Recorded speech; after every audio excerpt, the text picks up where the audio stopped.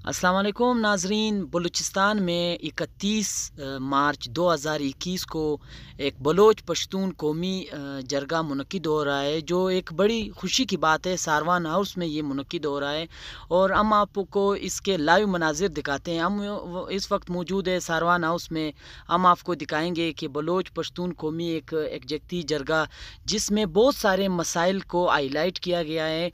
और ये एक बड़ी खुशी की बात है कि ये सुबह जो सकाफती और यहाँ के जो बासी हैं पश्तून और बलोच एक साथ रहते हैं, और इस जरगे से इस चीज़ को फ़रोग़ मिलता है कि हमारे दरमियान एक प्यार मोहब्बत और रिश्ता अजीज़ी करीबी के साथ एक को फ़रोग़ मिलता है। तो हम आपको दिखाते हैं सारवान हाउस में जरगा जो कि नवाबज़ादा हाजी लश्करी रेसानी साहब के क़यादत में मुनक़िद हो गया है। और इसके मेहमान ख़ुसूसी प्रिंस आगा मूसा अहमदज़ई जरगे के शिरका से उन्होंने अपना इज़हार ख़याल किया है। और बहुत सारे कबायली रहनुमा यहाँ पे शिरकत कर चुके हैं और यहाँ मौजूद हैं। यहाँ उन्होंने बड़े कौमी मसाइल की है।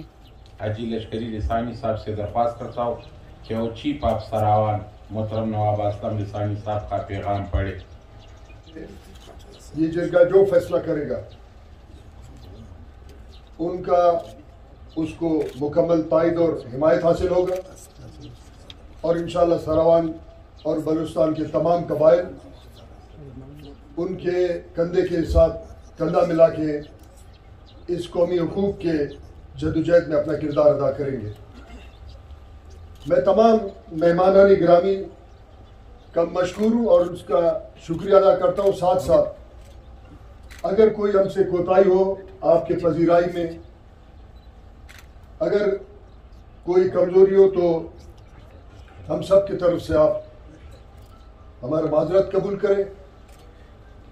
उन मेहमानान का कि जो बाहर इंतज़ार कर रहे हैं, आपके बॉडीगार्ड्स हैं, आपके दोस्त हैं, आपके सेक्रेटरी हैं, क्योंकि एक महदूद मखसूस जरगा था, मेहमान थे, इसलिए कुछ लोगों को बाहर इंतज़ार भी करना पड़ा। उनसे भी हम माजरत करते हैं और ये उम्मीद रखते हैं कि वो हमें माफ़ करेंगे।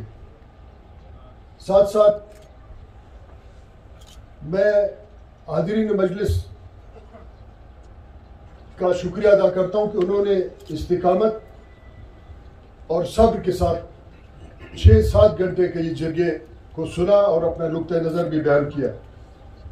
उन मेहमानान गिरामी से भी माजरत की जिनको शायद उनका ख्वाहिश था कि वो बात करें, मगर उनको बात करने का मौका नहीं मिला, क्योंकि मशरान ने भी बात की। हमने उन साथियों को या उन मोअज़्ज़िज़ अरकान असम्बली को या मुतबरीन को दावत दी, उनसे फिर एक दफ़ा आपके मीडिया के थ्रू मुतबरीन मोअज़्ज़िज़ीन के तवस्सुत से ये पैगाम पहुँचाते हैं कि ये एक इज्तिमाई कौमी मसला है और उनका होना आइंदा की जरगों में इंतहाई ज़रूरी है, क्योंकि हम अपने तारीख़ और आइंदा नस्लों को जवाबदेह हैं। जो जदोजहद मुत्तहिदा कबाइल कमेटी ने की, आज वो पूरे सूबे में फैल गया और सबको इन्होंने बेदारी दी। हम वो जंग लड़ रहे हैं कि जो ज़ोब या कलात या सरवान जालवान मकरान खारान के एक सादा लो चरवाए का है या एक सादा लो बसगर का है, जिसको पता भी नहीं कि उनके पहाड़ पे किसके नज़र है और कौन उनको हड़प करना चाहता है, उनका चरागाह पे किसका नज़र है और कौन उनको हड़प करना चाहता है। उनके छोटे मोटे खुशखाबे और बंदात जो कि जिम्मेदारी रियासत पाकिस्तान खाता को उनको पैमाइश करें, उन पे किसी का नज़र है। हमने सबका जंग लड़ना है। और जो मेरे मोहतरम भाई जो एक सियासी या कबायली मकाम रखते हैं, ये दावा करते हैं कि वो इस सूबे के खैर ख्वाह हैं, उनको चाहिए कि इस जदोजहद में अपना किरदार अदा करें, ताकि अपने उन सादा लो भाइयों का जो आज भी उस पहाड़, उस वादी, उस खुशकाबे का, उस बंद का दावा करते हुए उनका अजदाद का ज़मीन है, और उनको आइंदा एक नाम नियाद कानून साजी के तहत या रियासती ताकत के तहत अगले चंद बरसों में उनको अपने मर्जी के मुताबिक छीनेंगे। हम उनका सबका जंग लड़ना चाहते हैं और लड़ रहे हैं।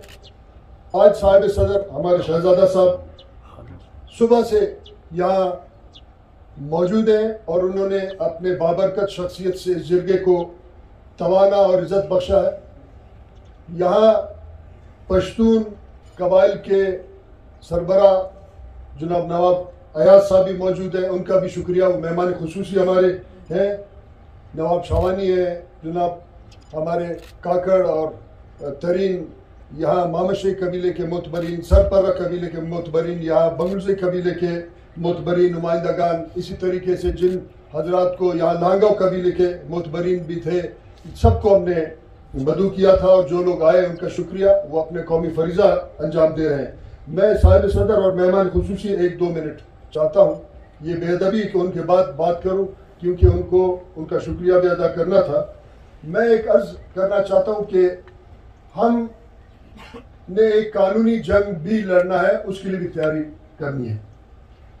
असगर खान अचकज़ई साहब यहाँ तशरीफ़ रखते हैं। वो सूबाई हुकूमत में एक हिस्सेदार हैं, उनका मरकज़ में भी एक नुमाइंदा है और इसी तरीके से सूबे में भी है।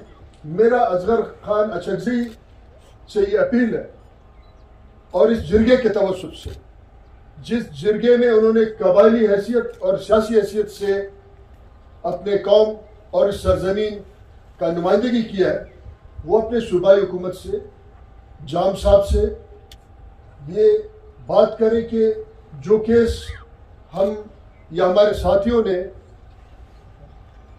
लार्जर बेंच हाई कोर्ट में जीता है, अगर जाम साहब और सूबाई हुकूमत में कुछ लोग इस सूबे के, यहाँ के आम लोगों के, यहाँ के बेचारा और बदबख्त बदहाल गरीब लोगों का, दहकानों के नुमाइंदा है, तो फिर वो सुप्रीम कोर्ट में इस सूबे के मुफाद में जो फैसला हुआ उसके खिलाफ न जाए, वरना फिर एक दिन उनका जो माजरत खाना लहजा और बात होगा, तो फिर जब हमारे जायदादें, हमारे अजदाद के सरजमीन, हमारे पहाड़, हमारे वादी हमसे नदी नाले छीने जाएंगे, तो लोग उनको अच्छे अल्फाजों में याद नहीं रखेंगे। तो अचकज़ई साहब आपका मशकूर है, आप हुकूमत में हैं, मगर मेरे फ़ोन पे आप तशरीफ़ लाए।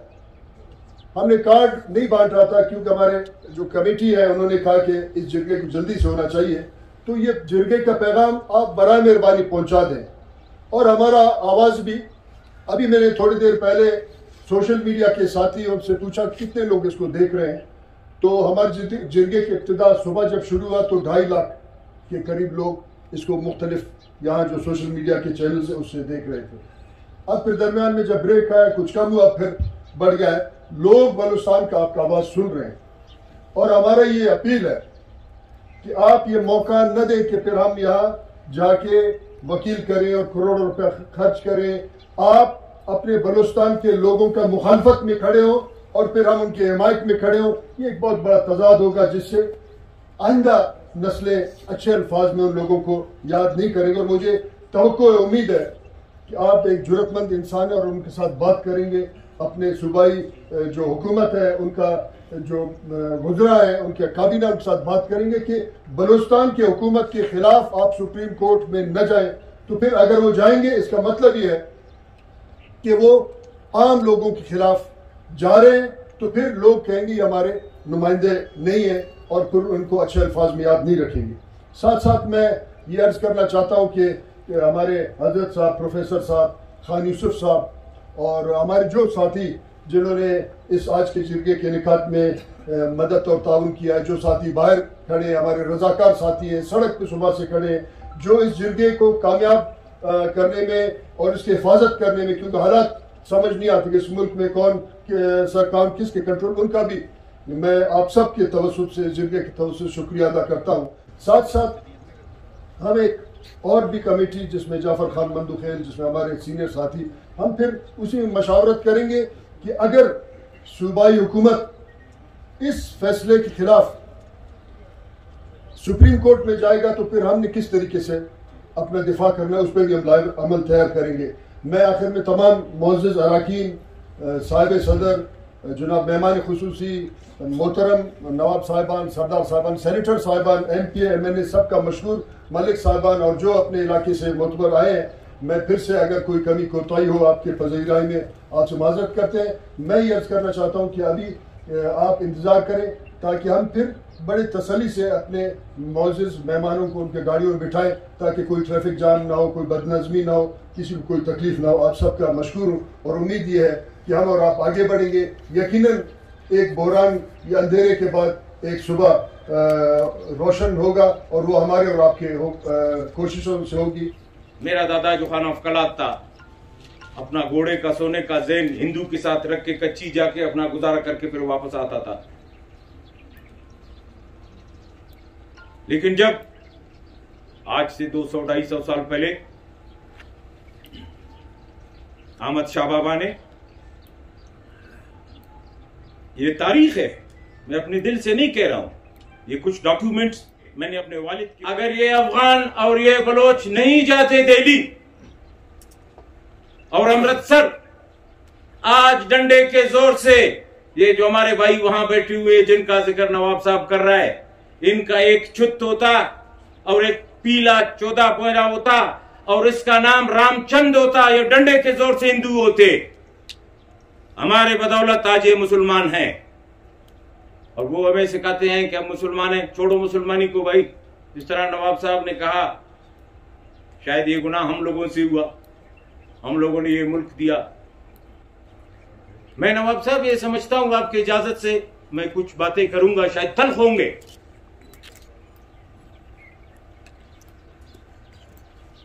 फारसी में कहते हैं ता नखोर दे चो बेथर फरमान नयारत गाओ खर, बोलता है जब तक चाबुक नहीं पड़ेगा तो गधा, घोड़ा और गाय कभी रास्ते पे नहीं आएगा। हम गरीब जरूर हैं लेकिन हम बेगैरत नहीं हैं। हमारे बाप दादों ने हमें ये सबक नहीं सिखाया। आज भी वक्त है जो लोग हमारे जमीनों के पीछे जिन जिन को ये अलॉट करवा रहे हैं वो ओश के नाखुन ले। ये जिरगा, जिस तरह नवाब साहब ने कहा, ये लाखों लोग ये जिरगा को देख रहे हैं। आज मजबूर होके बलोच और पश्तून एक जिरगे की शक्ल में हम सब आके बैठे हैं, क्योंकि ये हमारे सबका इज्जत का सवाल है। कमीज तो हमारा उतार दिया आपने, बनियान भी उतार दिया, अभी सलवार में आपने हाथ डाला है कि ये निकालेंगे। अभी भाई एक बात सोचना है, या वो हाथ को काट डालो या तो सलवार गिर जाएगा, दो में से एक जरूर करना है। ये हमारे रवायात में नहीं है। वो कहते हैं कि इंसान का माल कुर्बान इंसान की इज्जत के लिए और इंसान का इज्जत कुर्बान, इंसान की सर कुर्बान इंसान की इज्जत के लिए। आज हमारे इज्जत से खेला जा रहा है। नवाब साहब, हम कमजोर इंशाल्लाह हम और आप नहीं हैं। ये लोग जो आज बैठे हुए हैं, ये ना हो कि कल हजारों मंजूर पश्तून और हजारों डॉक्टर अला नजर और निकल ना जाएं। मजबूरी से ये सब निकल गए हैं, ये जुल्म की वजह से। कि जिस तरह नवाब साहब ने कहा, दोस्तों ने कहा, मशरान ने कहा, सियासत अपने जगह पे, हम सब सियासत करते हैं। यहां आज सरदार अताउल्लाह मेंगल साहब का और अख्तर जान का नुमाइंदा भी बैठा हुआ था। अकबर मेंगल साहब जो आए थे, ये तो सरदार अख्तर जान के कहने पे आए थे, उनके नुमाइंदे थे। हाजी साहब ने रिक्वेस्ट की, उन्होंने ये भेजा। और मैं ये उम्मीद करता हूं कि हमारे बाकी मशरान और सरदारान जो नहीं है, उसके पास हम जाएंगे। नवाब जोगीजई साहब के साथ, चीफ ऑफ सारावान नवाब बैरक साहब, हमारे बाकी सरदारान, सरदार कमाल खान साहब मेरे साथ बैठे हुए थे। उन्होंने माजरत की, उनका कोई काम फोन उन पे आया, वो अचानक निकल के चले गए। उन्होंने मुझे कहा कि मैं कोशिश करता हूं आऊंगा, अगर नहीं आए तो आप, मैं समझे मैं आया, कोई काम था, वो चले गए। तो हम बाकी सरदारों को भी अपने साथ लेके आएंगे। मेरे मोहतरम चीफ ऑफ जालावान सरदार सनाउल्लाह साहब के पास भी हम जाएंगे, वो भी हमारे मशर हैं, हमारे बड़े हैं। बाकी हमारे पश्तूनों के जो बड़े बड़े सरदार हैं, हमारे बलोचों के सरदार हैं, उनको भी हम लाके बिठाएंगे, कि ये दर्द एक आदमी का नहीं है, ये अभी आपके क्वेटे से निकल गया ये दर्द पूरा बलूचिस्तान का दर्द है। वो कहता है जब अल्लाह कुछ करता है तो इंसान सोच भी नहीं सकता है, ये परवरदिगार और उसका हबीब का काम है। जो आज हम और आप सब अयाज नयाज एक दस्तरखान पे बैठे हुए हैं, हम शुक्र परवरदिगार का करें। नवाब साहब, मुर्दा कौमें एक जगह नहीं बैठती हैं, जिंदा कौमें एक जगह बैठती हैं। ये हमारे जवाल का निशानी नहीं है, ये हमारे जिंदा होने का निशानी है। गाड़ी का पेट्रोल जब जनाब खत्म होता है तो बिल्कुल ई पे चला जाता है, तो फिर उससे नीचे जा ही नहीं सकता है। अभी जब आप पेट्रोल डालेंगे तो वो एफ की तरफ जाएगा। अब बलोच पश्तून ई से भी नीचे गए। अल्लाह से तौबा मांगो कि एफ की तरफ जाना शुरू ना हो जाए, ये बड़ा खतरनाक।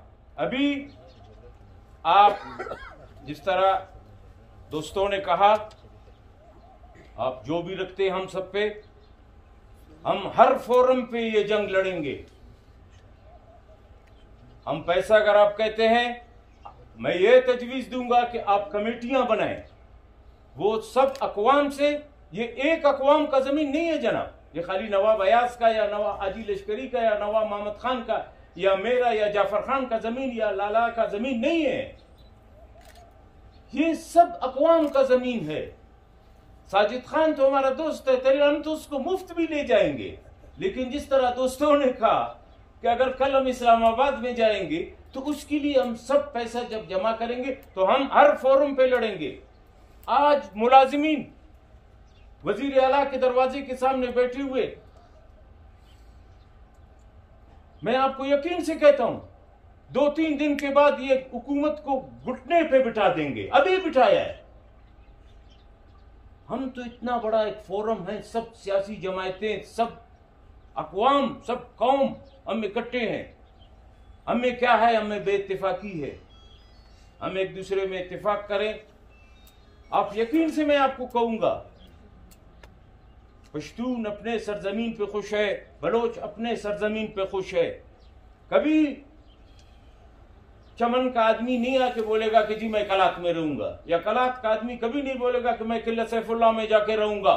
अल्लाह सबको सबका जमीन उसके नसीब करे। लेकिन अगर हम इत्तेफाक करेंगे अहमद शाह बाबा और नसीर खान आजम की तरह, जिस तरह वो दिल्ली गए, अगर हम दिल्ली नहीं जा सकते तो कम से कम अपने जमीन और अपने जायदाद छुड़वा सकते हैं इनसे। अभी हमारे लिए बचा क्या है? जिस तरह नवाब साहब ने कहा कि मैं कहता हूं नवाब साहब चपरासी भी हमें नहीं रखेंगे, वो भी गुज्जर खान से या पता नहीं कहां से कोई आएगा यहां पे, वो भी हमें नसीब नहीं होगा। जब हम अपने मालिक खुद थे तो हम दिल्ली तक गए। I am very sorry to say, आज गुज्जर खान वाले जो हमारे सामने हम एक दूसरे के कपड़े पड़ रहे हैं। तो अभी देर आयत दुरुस्त आयत, अभी हम सब समझ गए। क्योंकि बरोई में एक मिसाल बोलते हैं, भाई बेड़ी सदका दक्का के। आज हम सब ने दक्काया है, किसी ने इधर खाया है, किसी ने खुशकड में खाया है, किसी ने पता नहीं किधर खाया है, सब दखजदा बैठे हुए हैं।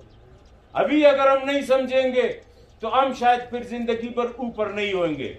मैं आप सबका बहुत मशकूर हूं, बहुत मेहरबानी। ब्रिटिश बलूचिस्तान के चीफ कमिश्नर प्रोविंस जो कहता था, और फिर स्टेट्स थे, कलात स्टेट था, लसबेला था, नकरान था, खारान था। तो उस वक्त नेहरू ने नवाब साहब के पास, दादे के पास अपना नुमाइंदा भेजा कि आप पाकिस्तान के हक में वोट ना दें, हम आपको ये मराहत देंगे, आपको अलहदा रियासत बना के देंगे, लेकिन पाकिस्तान के हक में वोट ना दें। दूसरी तरफ खान ऑफ कलात का नुमाइंदा आया नवाब साहब के पास कि खान साहब फरमाते हैं कि हम और आप बैठ के या अलहदा स्टेट रियासत बनाते हैं या कंधार के साथ शामिल होते हैं। तो उस वक्त उनके जो दूसरे नंबर पे बैठा था, पहला बेटा जो था वो नवाब तैमूर शाह, उसे जो जोड़ा था उस वक्त तहसीलदार था उस हुकूमत में, अंग्रेज की हुकूमत में। तो उसने कुरान शरीफ ला के वालिद के गोद में डाला कि खुदा के लिए वोट पाकिस्तान के हक में देना ऐसे ना हो कि तारीख में फिर लोग हमें गदार कहे कि इस्लाम के नाम पे मुल्क बन रहा था और आपने उसकी मुखालिफत की। मुल्क बना, और जब मैं सेनेट में था, हाँ, तो उस वक्त मीर गौस बख्श बिजिंजो ने नवाबजादा जहांगीर शाह जोगिजी को कहा कि दिल चाहता है, आपने ऐसे काम किया कि दिल चाहता है कि 3 के बंदूक से आपको सर पे गोली से मार। और खान शहीद ने उसको कहा कि जहांगीर शाह था शिकार हो कि अवाला मच्छर बस्ता पर सर सुनी, यानी आपने ऐसा काम किया कि पहली जुती आपके सर पे पड़ी। और वही हुआ कि जैसे ही पाकिस्तान बना और जहांगीर शाह को ओएसडी बना दिया, और उस वक्त उन्होंने फिर पूरे कुरान शरीफ का घर पे बैठे हिफ्ज किया। तो जब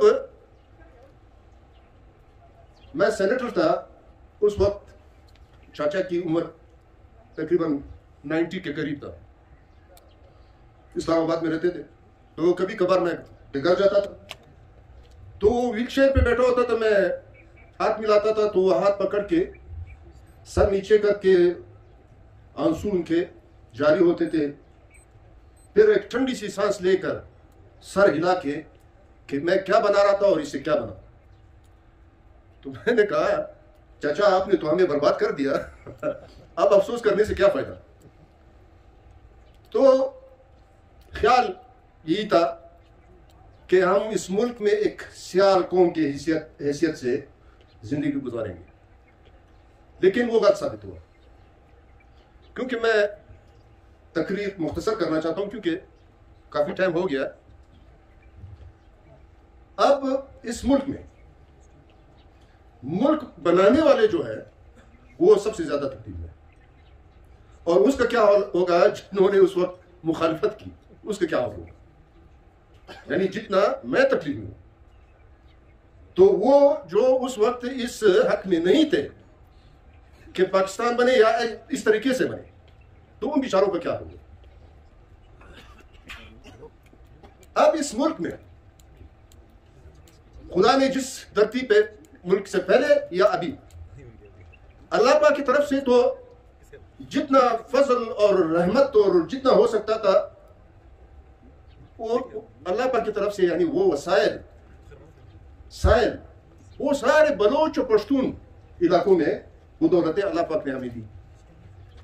लेकिन हमारे आबा व अजदा ने अंग्रेज के वक्त में, मुगल के वक्त में, फिर पाकिस्तान के वक्त में हमने सिर्फ उस पर चौकीदारी की, एक दूसरे को कत्ल किया, जेलों में गए, फांसियां लगी। इसकी चौकीदारी करते करते करते साहिल भी हाथ से निकल गया, वसाइल भी हाथ से निकल गया, और हमारे इलाके की तो ये हालत है। रेकोडेक और सेंदेक और यानी ये दौलतें अगर हमें मिल जाती तो दुनिया के सबसे गनी कौम हमारा इस सूबे के यानी पश्तून बलूच होते। लेकिन हमने एक दूसरे को न समझने की कोशिश की, न साथ देने की कोशिश की। अब जब पानी सर से ऊपर चढ़ गया तो अब हमें एहसास होने लगा कि ये क्या हो रहा है। यहां पे टेररिस्ट क्या कहते हैं, कब्जा को जो माफिया है उसमें सबसे बड़ा और जोरावर माफिया जो है वो एस्टेब्लिशमेंट खुद है। ये छोटे छोटे जो है ये तो उनके कारिंदे हैं, ये मार्केट में इनको पहले आगे कर देते हैं, फिर वो आहिस्ता आहिस्ता उनके लिए परचेजिंग करता है, माहौल बनाता है। अभी अगर आप बारीकी से देखें तो हर एक के पीछे ये वाला, हर उसके पीछे होगा कब्जागर के पीछे। यानी यहां तक कि उस दिन मैंने लोलाई में जलवा किया, लोगों की डिमांड थी। काफी वक्त से मैं इसी पे सोच रहा था कि हम तो सियासी फिक्रों में, सियासी पार्टियों में बटे हुए हैं। आए वक्त ऐसा आया हुआ है कि हम जरगे की शक्ल में सारी पार्टियों को यकजा करके हम इस सूबे के दौलत के लिए, इस सूबे के आवाम के लिए हम लड़े। तो पहला जरगा, क्योंकि वो पश्तो में फिर मिसाल है कि लंदो खटू लड़ ओबत आरूदी, यानी गीली मिट्टी के लिए थोड़ा पानी जरूरत है।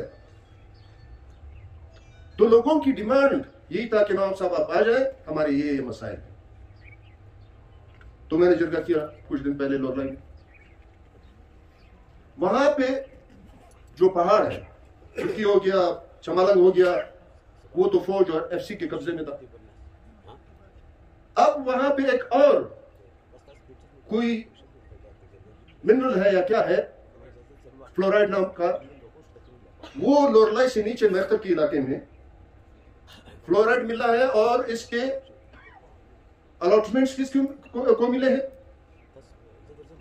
यानी बाहर के लोग, पंजाब के लोग और इलाकों के लोग और डिविजन्स के लोग, और मुस्लिम बाग में क्रोमाइड निकलता है, उस क्रोमाइड के लिए एक्सप्लोसिव, वो जो डायनामाइट होता है, जो भी होता है,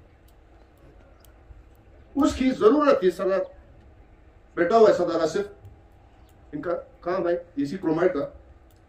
तो इलाके के लोगों का बहुत बड़ा डिमांड था कि नवाब साहब हमारे लिए कोटा मुकर्रर करे ताकि हम अपनी जो माइनिंग है उसको चला सके।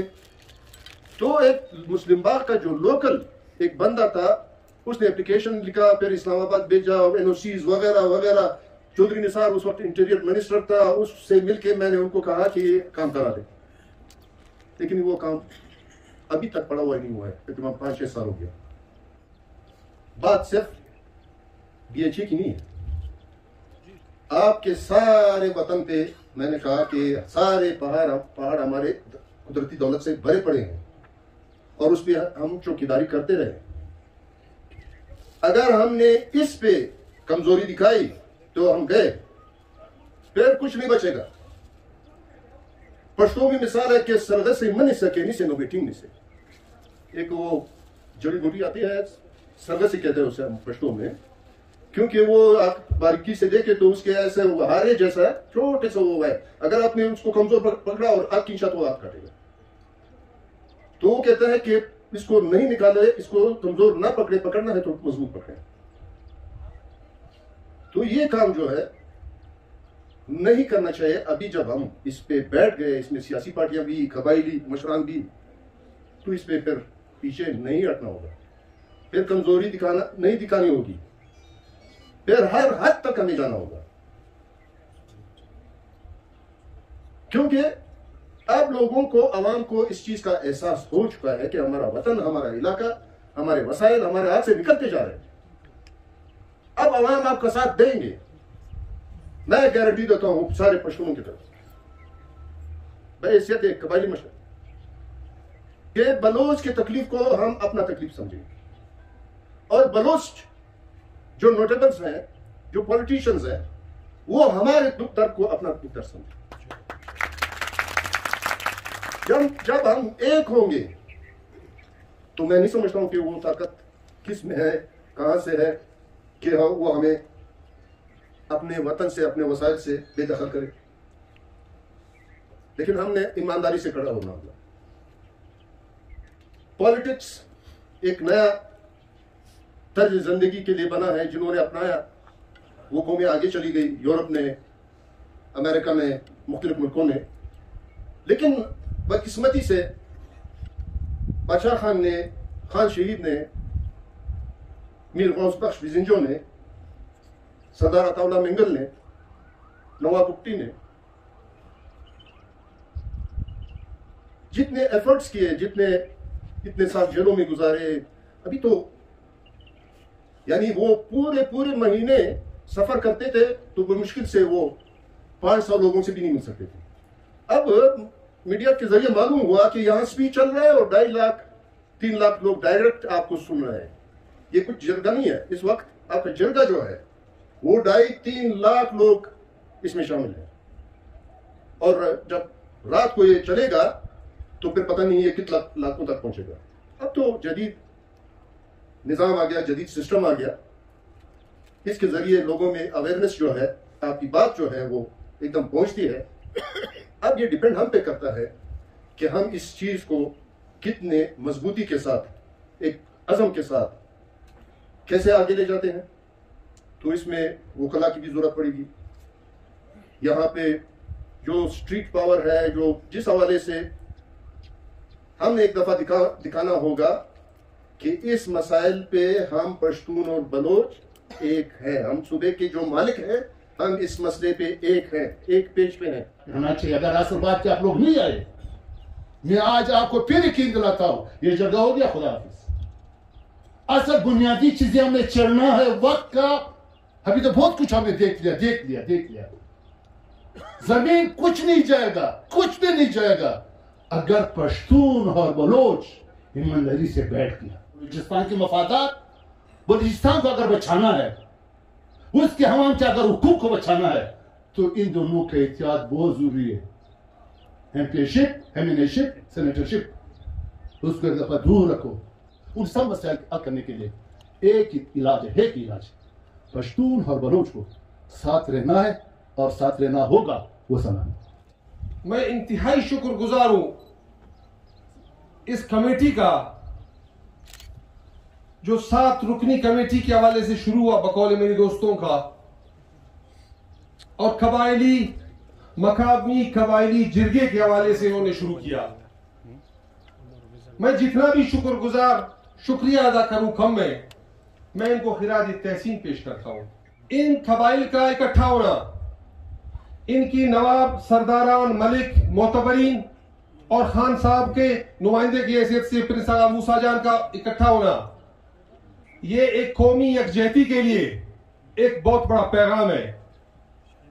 और मैं ये भी गुजारिश करूंगा कि सेटल्ड एंड अनसेटल्ड लैंड का इशू बहुत बड़ा मसला है बलूचिस्तान का, लेकिन मेरा गुजारिश है कि ये कमेटी बैठ के अभी अपनी तरजीहात में बलूचिस्तान के वो मजमूई मुश्किलात, वो मजमूई मसाइल और वो मजमूई महकूमी और महरूमी और वो बुनियादी जो हमसे हक छीना जा रहा है, उसके हवाले से भी इस कमेटी की डोमेन को बढ़ा दे। कहता हूं कि 2 जिरगे और कम से कम होनी चाहिए। एक जिरगा कलात में होना चाहिए और एक जिरगा किला सैफुल्लाह में होना चाहिए। कलात जिरगे में सारे पश्तून नवाब साहब की सरबराही में खास लोग, मुतबरी लोग, कलात आए, तमाम बलोच वहाँ आए, मतलब बिल्कुल बहुत खुला एक सिलसिला हो, ताकि वो सब सुने। जैसे कबीजा साहब बेहतरीन तफसीलन, और हमारे मुहतरम नाम नहीं जानता हूँ, हाँ, बहुत मतलब एक तफसील से बाकायदा एक जो डॉक्यूमेंटल एक सिस्टम था वो सारा बयान किया। इसी तरह सारे दोस्तों ने, सीनियर सियासतदानों जो हमारे वकला या ऐसे, तो ऐसे बहुत सी बातों से इकट्ठा होने के अहमियत के हवाले से जो बातें हैं, जो फ़ायदे और सिलसिले और नतीजे निकल सकते हैं, उन सब बातों से बहुत से बलोच और पश्तून नावाकिफ हैं, क्योंकि इस सिस्टम को, कबायली सिस्टम को, जो बहुत बेहतर हर हवाले से हम समझते हैं है, सिवाय उन चंद सरदार नवाब की जो असल नहीं है, रवाजी नहीं है। और ये दबाव हम सुप्रीम कोर्ट पर लाएंगे कि हम लोग सारे एक पुष्प पर हैं, एक रास्ते पे हैं। और दूसरी बात, इसी के साथ हमारे जो सेनेटर साहिबान हैं, हमारे कौमी असेंबली के जो मेंबरान हैं, उन सबको सुप्रीम कोर्ट पर पेशी के लिए आना पड़ेगा। अगर आप लोगों ने इस केस को जीतना है या वाकईतन आवाम के साथ आपने देना है, तो उसका मेरे ख्याल में इस रास्ते पर चलना पड़ेगा। और अगर जैसे यहां पर मोहम्मद खान शाहवानी साहब ने कहा कि एक जरगा क्लासी फला में होना चाहिए, एक जरगा नुश्ती में होना चाहिए, वाकईतन बिल्कुल उसकी ये बात बजा है, बिल्कुल ठीक है, कलात में। तो ये इसलिए भी अच्छा है, आप लोगों को पता है कि इस रियासत ने इस बलोच पश्तून को जिस सिते पर खड़ा किया है, अब हमारे घर में रोटी तो छोड़ो भाई, सुबह चाय तो छोड़ो भाई, हमारे पास बिस्तर भी नहीं है कि उसमें सो जाए। जरा ये अब इधर यहाँ जो मौजूद है ये कबायली मौज़ीन मुतवरिन भी है और सियासी जमातों से भी यहाँ इस बेडाल में बैठे हुए हर शख्स है किसी न किसी सियासी जमात से ताल्लुक है, चाहे ये हुक्मरान जमात हो या अपोजिशन हो, कि खुदा रहा भी इस सरजमीन में ये सब इसमें खत्म वो घेरे जाएंगे। जो जिस तरह हमारी सियासत भी हमारे हाथ से चली गई है, पार्लियामेंट भी चली गई है कि ये जो इस वक्त बलूचिस्तान इधर असम्बली मौजूद है या मरकज में, जिस तरह हमने हमारी गलतियों की वजह से या हमारे कोताही की हमारे अपने तजादात की वजह से जहाँ जिस तरह लोग जाके बैठे वो तो आपकी आवाज तो खत्म हो गई है। सियासी जमातों के भी पता नहीं चुनाव उसका पैमाना क्या होता है, मैं नहीं कह सकता कि एस्टेब्लिशमेंट को तो मोरद इल्जाम ठहराते हैं 74 साल से, लेकिन खुद भी अपने गिरबान में अभी सबको देखना पड़ेगा कि हमने कौन सा सिस्टम दिया इस सूबे को, इस कौम को। ये 5-6 जज जो बैठे हुए ये इनकी हिम्मत है, दाद हम देना चाहिए इधर से कि इन्होंने हिम्मत दिखाई बावजूद इसके कि इस रियासत के उसको तरफदार है, उसको सब कुछ खर्च हो रहा है, लेकिन इन्होंने